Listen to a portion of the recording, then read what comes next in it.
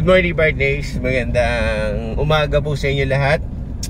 Ngayong umaga na to partners, meron tayong magandang ibabalita sa inyo or bagong i-update sa inyo dito sa ating project sa kabila sa Santa Veronica, kung ano na yun natapos namin. Samahan nyo ko ngayong umaga na to at para makita ninyo, mag-share din tayo ng may konting share tayo about sa construction ngayong umaga na to. At kasi malaki na tayo na-accomplish din nila. At tingnan natin kung ano na nga yung resulta. Then yun nga, magkikisame na daw sila. Tsaka buo na daw yung bar counter. Tingnan natin. Kaya samahan nyo ko yung umaga na to. Let's go, tahanan natin.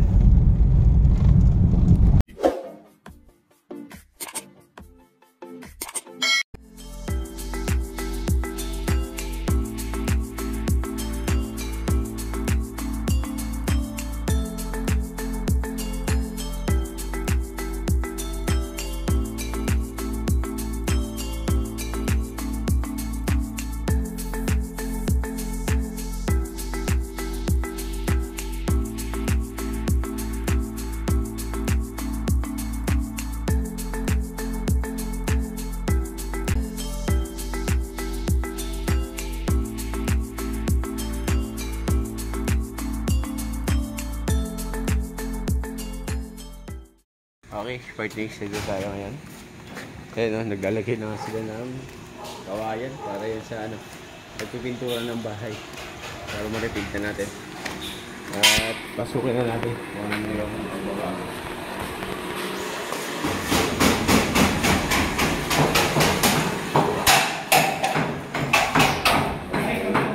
Umaga po. Magandang umaga.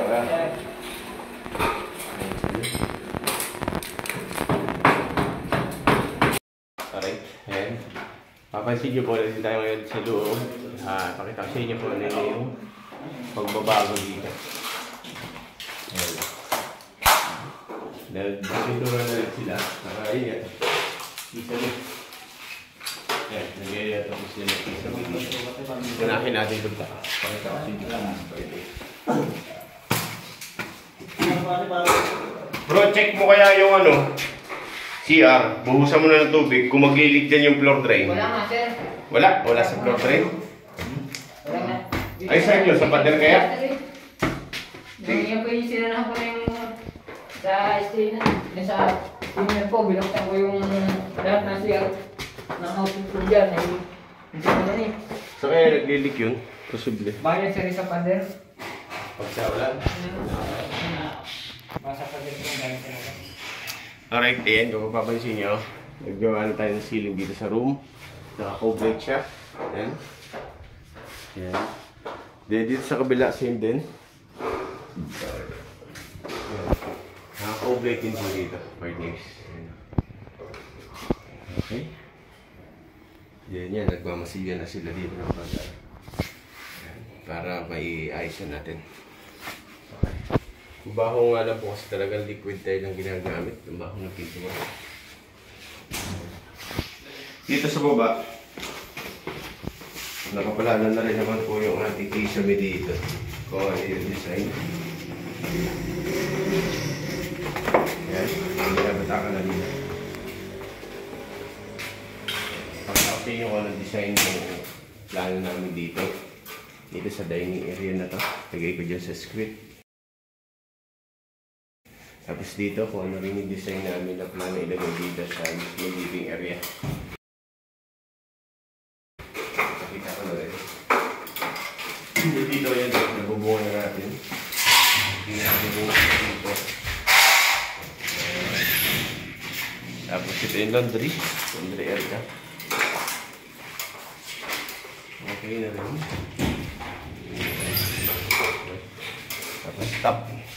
Kung baga laundry top ito.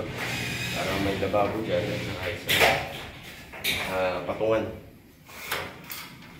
Dito naman yung pinakalababo nila, ma'am. Okay na rin.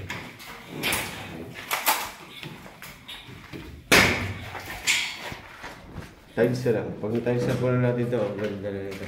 Maluwang makikita na talaga kung as in itsura ng bahay. Tsaka pinagyan na yung sliding door doon sa kabilang. Ayan. Pakita ko sa inyo yung design ng ceiling mamaya pagka tapos na nila. Or yung plano kong ceiling para dito. Okay. Dito sa labas. Dito sa labas. Yan. Ito may purpose na. Siyempre, tutungan nila. Pag mag-repaint na ng buong bahay. Pero dito at least, wala pa daw pagbabago. Pero nagano na rin sila yan. Tulad dito, na-skim coat na to. Baga ka na to ng masilya. Tapos primer, diretso na yun. Diretso final paint na natin. Yan. Hindi ganda yung bahay dito. Isasabay natin yung ganda ng bahay na to. Sa bahay na. Park Nation. Okay, konti na lang. Konti na lang. Lalo na pag na-repaint na po yan. Ang ganda na niyan. Okay, Park Nation lang. Cut muna. Update ulit tayo. Susunod araw.